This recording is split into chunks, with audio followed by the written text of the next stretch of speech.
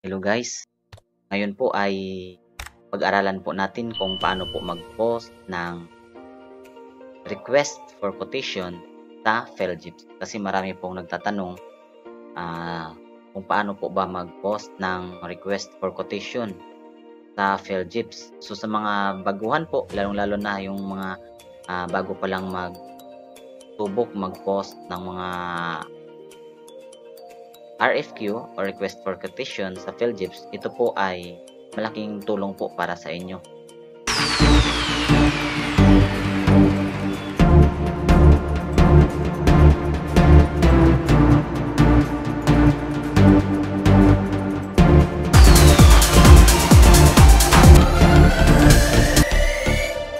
So, una pong gagawin natin, guys, ay kailangan pong i-ready muna ang RFQ. So, katulad po sa sample na ito, i-ready po ang RFQ. At bago po, kailangan po be sure na ang RFQ na yun ay na-save sa PDF. So, ito po ang nakita nyo dito sa screen. Ito po ay Word file siya. So, ngayon, isi-save po natin ito sa PDF. Through PDF. So, click lang po natin ang file and then save as. Browse kung saan mo ilagay, kung saan niyo ilalagay. So, ito ilagay natin siya sa desktop. Ayan. And then, sa baba po, yung save as type. Ang gagawin po natin dyan, click lang natin itong drop down box. And then, hanapin natin ang PDF. Yan, PDF. And then, click save. Okay, so ngayon po, try natin tingnan. I-close natin itong Word file. At makikita na natin ngayon ang PDF. Ayan, ito na siya. Naka-open na. Yan, so ito po ang PDF file ng RFQ. So, ganun lang po kadali, kaibigan. Ganun lang po kadali mag-change. So, ngayon po ay dadako na tayo sa site ng Feljeeps kung saan ipopost natin itong RFQ na ito. Okay. So, punta po tayo ngayon sa site. So, ito na po ang site. Tandaan po natin itong URL.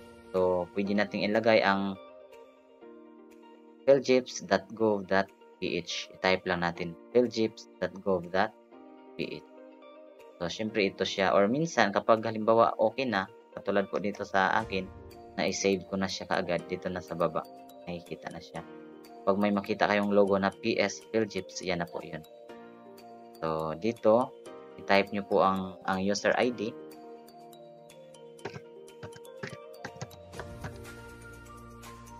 And then, type natin ang password.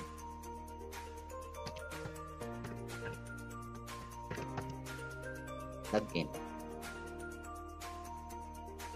So, once na makapag-login na tayo, dadako po tayo sa notices. Yan. Then after po, create notice tayo. Create notice.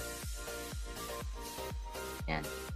Then, sa classification, ilagay lang natin ay goods. Solicitation number. Makikita natin ang solicitation number dito sa ating RFQ.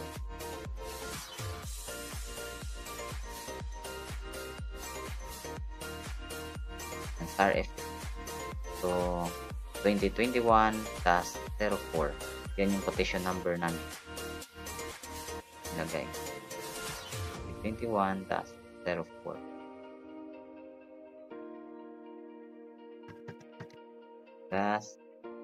-04. Yan. Then, notice type. Ang ilagay po natin ay request for quotation. Category, type lang po natin kung anong category siya. So, kung makikita po natin, tingnan nyo kaagad ang inyong ipopost. Baka hindi nyo masunod ang category. So, ano po ba ang category na ito? Ito ay School and Office Supplies. School and Office Supplies. Hanapin natin dito sa category kung kung makikita ba natin ang school and office supplies. School and office supplies. So, mayroon po tayo ditong office supplies. Yan, may office supplies po dito. Tingnan muna natin dito ang school supplies. So, wala po tayong school supplies. Dito na po natin ilagay sa office supplies. Same lang po yun siya. So, kung mayroon mo kayong devices na nakasama doon, check muna, pwedeng ilagay natin ay office supplies and devices. Pero kung wala naman, ay mas maganda na ilagay na lang natin ang office equipment supplies and consumables. Pero i-check muna natin, siguraduhin muna natin kung ano ang nilalaman ng ating RFQ. Baka mayroon din siyang mga device. So, katulad po nito,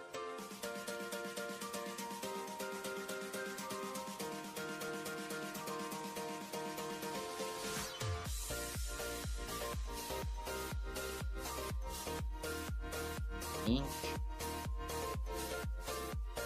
first. Okay, so wala naman. Okay. So, basta pwede nyo ilagay na office supplies and devices kung mayroong devices. Kung wala naman, kahit office equipment supplies and consumable. Hindi naman usually is office equipment yun, kundi office supplies. Okay. So, next po ay procurement mode. Sa procurement mode, ilagay po natin kapag usually ang nilagay po namin ay shopping. Pero pag mga ibang naman, yung negotiated procurement or small value procurement.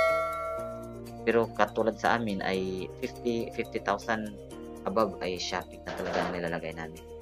So yan po talaga, shopping. Ito na po may nakalagay, ordinary, regular office supplies and equipment.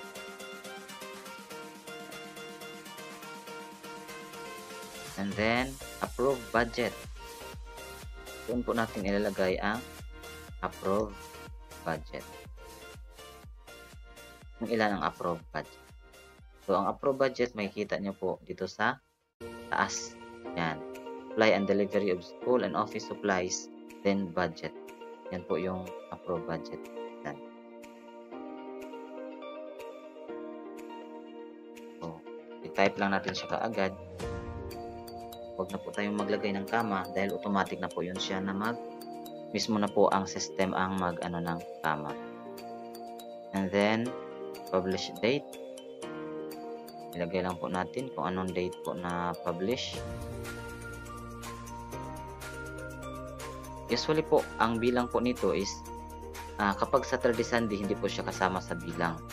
Ang publish date talaga ay dapat office hours. Kung halimbawa po, ngayon ka po mag-post, ang publish date mo ay kinabukasan. Yan po. So, kinabukasan po ang inyong publish date. Yan. So, closing date, bibilang po tayo ng 3 days. So, after 3 days po.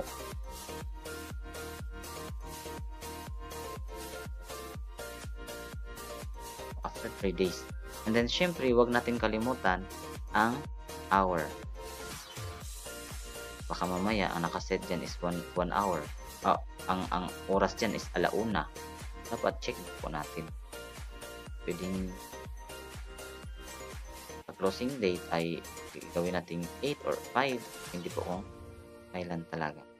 Then, ang minutes naman ay syempre, ilagay lang natin siya sa 00. Then, AM. Huwag kalimutan kung AM or PM. Diba? So, next is area of delivery. Sa area of delivery naman ay syempre, hahanapin mo kung anong lugar ka.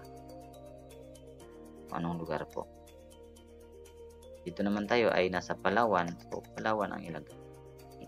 So, dito po sa delivery period, either 3 days or 7 days, yun ilalagay natin. And then, sa trade agreement naman ay implementing rules and regulations. Dito naman sa source, sa funding source ay GOP. or Government of the Philippines. And then sa funding instrument ay General Appropriations Act. And then sa private conference, usually hindi na po tayo naglalagay ng private conference kasi yung approved budget naman natin ay maliit lang. So, applicable lang itong private conference kung talagang malakihan na, milyon na yung pundo, milyon na yung budget sa RFQ, yung kailangan na pambilihin. Kailangan talaga ng private conference kasi talagang mahigpit at talagang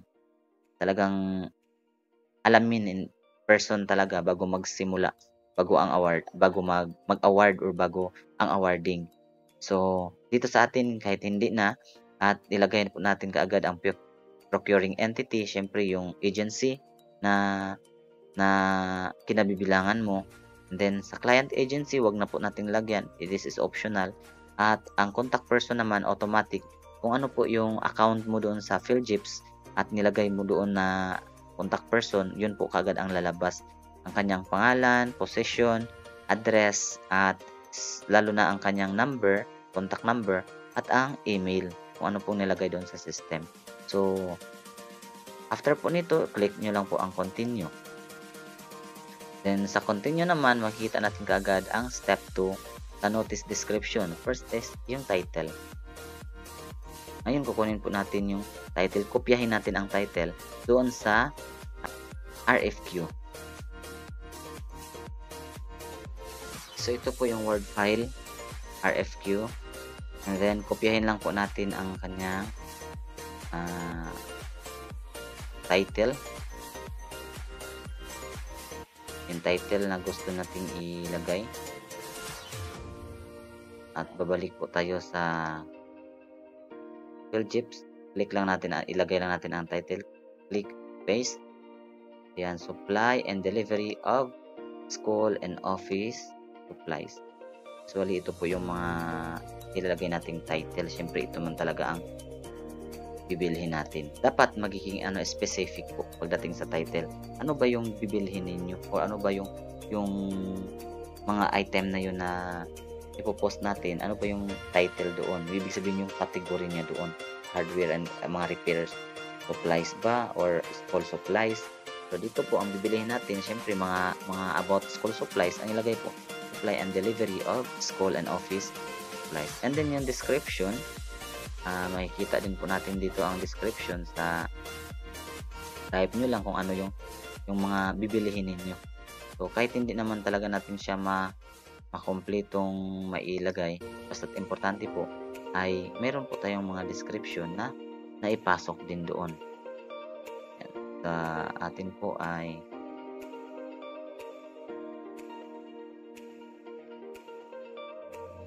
kahit ilan-ilan lang po yung description na makopya natin. Yun po ang pinakamahalaga.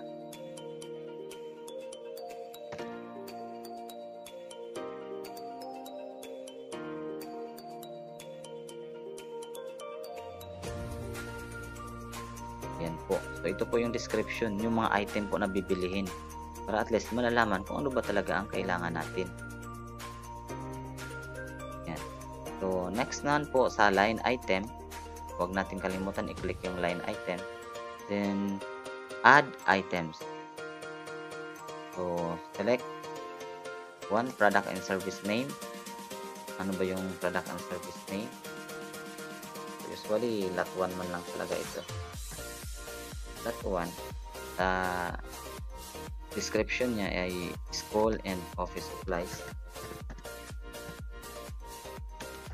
And office and quantity. Saan ba natin makikita ang quantity? Makikita natin dito ang quantity sa ating RFQ.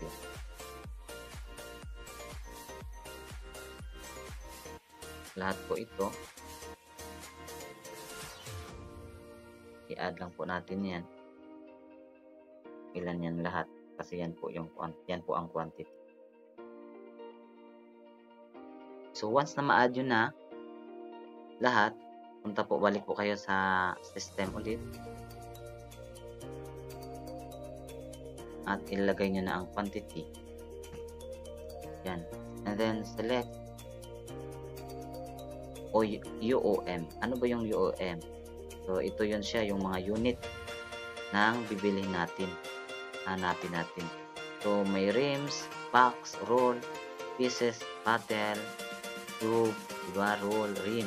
Kung papansinin po natin yung mga item, ano ba ang mas common na binibili nating product? Ano ba yung mas common na unit na ginagamit doon? So, usually, kapag mga school supplies is mga boxes, di ba po? So, per box or per rim. Pero karamihan talaga is boxes. So, yun ang hanapin natin at yun ang ating ilalagay.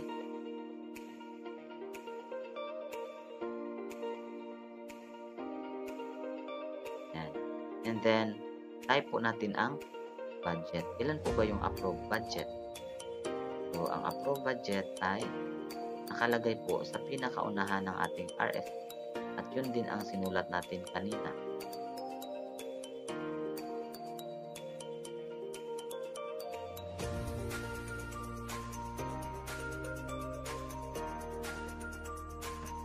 So, yun din po ang approved budget. And then, pag once na ma-fill up na po natin lahat, click lang ang select and then save changes. Yan po, nakita na po natin na save na ang ginawa natin. So sa other information naman, ang ilagay po natin, balik po tayo sa ating RFQ.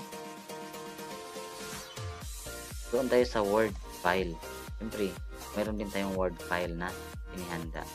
Kung makita po natin ang terms and conditions, yan na po ang ipapasok natin para malaman po kung ano ang mga terms and conditions ng ating pag-post doon sa Fairjip, doon patungkol sa ating mga supplies na kailangan nating bilhin.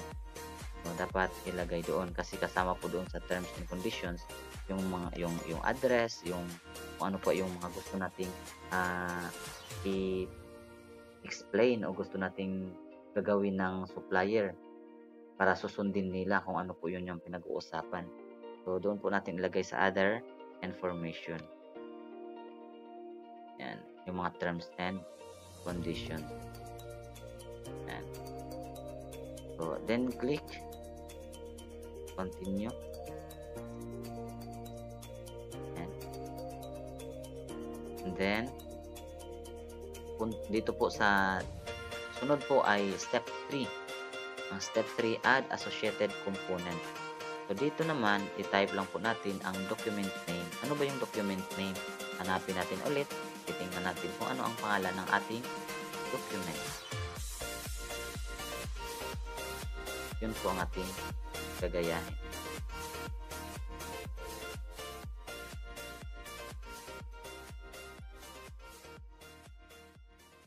Copy.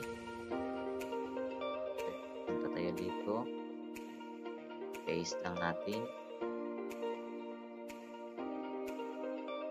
Office supplies and equipment.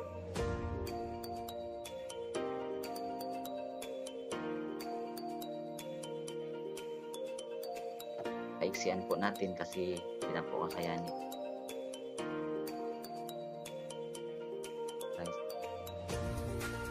Okay. So kung ano po ang title ng ating kung ano po ang file name, yun din po ang ilalagay natin.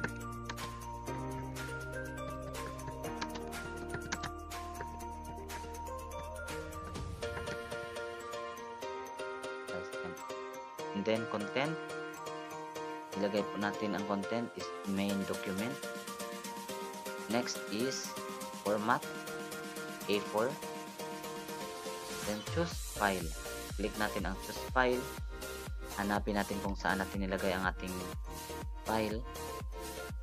So, kanina kung maalala nyo po, nilagay natin sa desktop. Kaya hanapin natin sa desktop. Ito yun siya. Click lang natin ang open. Makikita na po natin kaagad ang file name dito na sa naka-attach na po siya kaagad sa tabi po ng choose file. Then click attach. Yan. So may pop-up din kaagad, document attached successfully. Yan, click OK. Yan. So ito na po, nakalagay na PDF conversion is successful. Click lang natin itong select sa gilid and then accept. Yan. So, pag-click na natin ang accept, maklik na ang accept, makikita nyo na po kagad dito sa taas, may nakalagay po dito na accepted, then may date po na nakalagay. Then click done. Ayan. So, after po maklik ang done, babalik na po sa dashboard o sa homepage. Yan. So, sa homepage, makikita nyo kaagad, nandito po kaagad ang pangalan, ang title ng RFQ ninyo. So, dito na, supply and delivery of school and office supplies. Yan. So, ngayon, mayroon din po siyang reference number at mayroon din po siyang publish date at mayroon ding closing date. So, syempre, nakalagay sa status ay in preparation. Ang gagawin nyo po, click natin ang post sa gilid. So, mapansin nyo po, may nakalagay, may warning kaagad. Please select records. So, ang gagawin yan, click nyo lang okay. Ibig sabihin, mayroon tayong hindi na pindot. Ito pong sa gilid. Kailangan ang box ay i-click bago i-click ang post. So, ito na, may notice na. Notices can no longer be edited once posted. Yun po yung kanyang warning. So, are you sure you want to post? Yun yung tanong. So, kung sure na po tayo na yung ipopost natin ay talagang yun na po yung totoo o yun na po yung kailangan natin o yun na po talaga yung totoong file na i-attach natin at lahat ng data is correct naman, click po natin ang yes. Yan. So, mayroon mag-pop up din po ulit na notices successfully post. Click lang natin ang okay. So, kung mapansin niyo po kanina, iba po ang nakalagay sa status in preparation kanina. Ngayon, na-click na natin ang post, ang nakalagay na po ay pending. So, bukas niyan, kasi nga, kinabukasan po ang publish date, bukas ay magiging, ano na po yun, magiging active. Magiging active na siya. And then, before po, after po pag ma-reach na po niya or dumating na po siya doon sa closing date, ang makikita po dito sa status ay close. So, yun po. Okay, so hanggang dito na lang po tayo. At sana po mga kaibigan ay ito yung makakatulong ng malaki sa atin. Or lalo na sa inyo, sa mga bago pa lang mag-subok, mag-post ng RFQ sa Philgit. Okay, so maraming salamat.